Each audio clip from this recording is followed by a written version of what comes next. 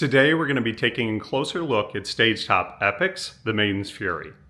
Let's start by just giving you an opportunity to get close up to the details. And as we get to the front here, you can catch a glimpse of why it's called The Maiden's Fury. Now, two things. First, this won't be an assembly video.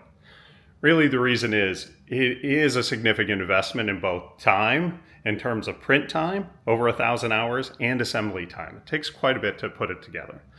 And filament. You're talking, when you're printing this, it's going to take about 25 rolls to print.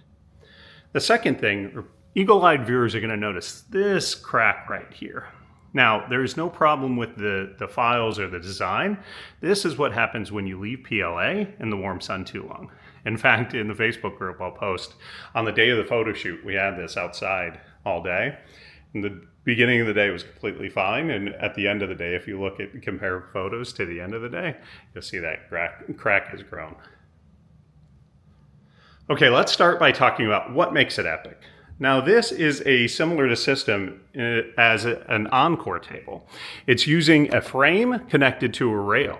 What makes it epic is we've added bases. These bases not only help to hold up the sides, but it's a canvas, so we can add detail and art to those sides. If we go here towards the back, this rail is just a little bit different where it allows another base to be put on top. And then on top of that base, we have another rail. It is completely modular. Now, there's a couple things to consider when we're talking about this being modular. If you want a hull at the front of your ship, you have to have an even number of frames. So this happens to be 2 frames by 2 half frames, and that's what creates your peak. So if you want that, the smallest ship you could actually create and have a hull at the top would be 2 frames by 2 frames by 2 half frames. But that'd be a nice small table.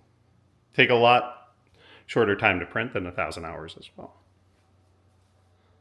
Speaking of this being modular, this second level can be removed entirely. It's not actually connected. Now, if you do have magnets here to hold it on the bottom, you need to consider that as you're lifting it up. Otherwise, I can lift this entire second level off and put it to the side and play underneath. In addition to that, though, we have made sure that these holes are big enough so you can put your hand through while you're playing. Okay, so speaking of modular design, the masts are also modular. You can make these as big or as small as you want. However, I would not go much taller than the center mast here. And the reason why is you're only connecting here to the play tile.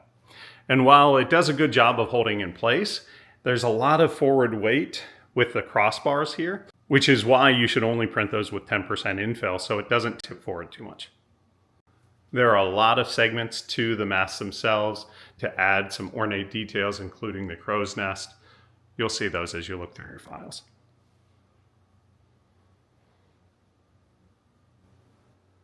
Okay, the last piece we want to show here is if we look on the side, you can see our cannon ports.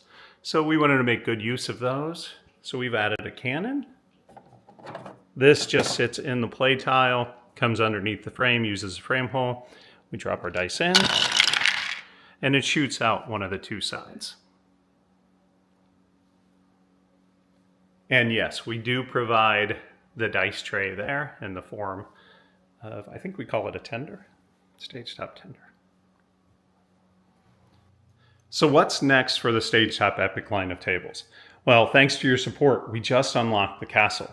It's going to take us some time to get that built and created. We have some great ideas. We haven't really started yet, so please be patient with us. We have posted a stretch goal, which I thought was a pipe dream for a Coliseum, but we're already well on our way towards that. So we just ask for your patience. If we do unlock that, we want to put the same work and effort into that we did with the Maiden's Fury, as well as the castle. So it will be much later, but we look forward to releasing that. We do want to make those truly epic tables. All right, this probably isn't going to be the smoothest transition, but I thought, while I already have the game set up because we've been playing quite a bit, I just tell you my 3 favorite things about StageTop Skirmish, The Maiden's Fury. Now, this game is actually designed by Ben Chikowski and Danny Mandel. They've made a lot of really great games, but I'm going to show you the three favorite things I like.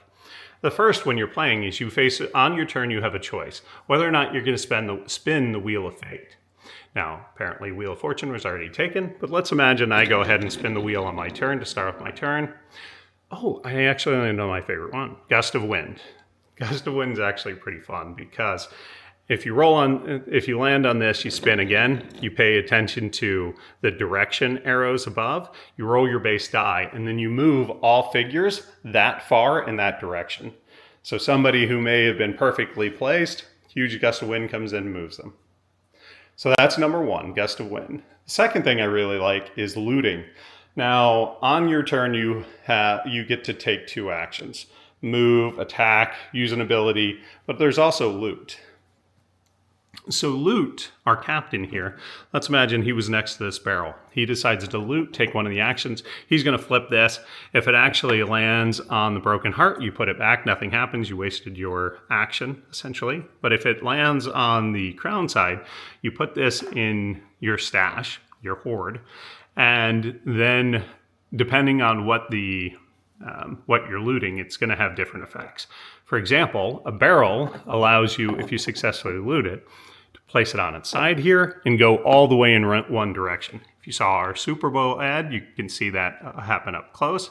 But it goes down here. If it runs into someone, you take a regular attack, melee attack. You roll to see if it does damage. So looting, that's fun. And then the third thing are actually the coins themselves. The coins are both double-sided.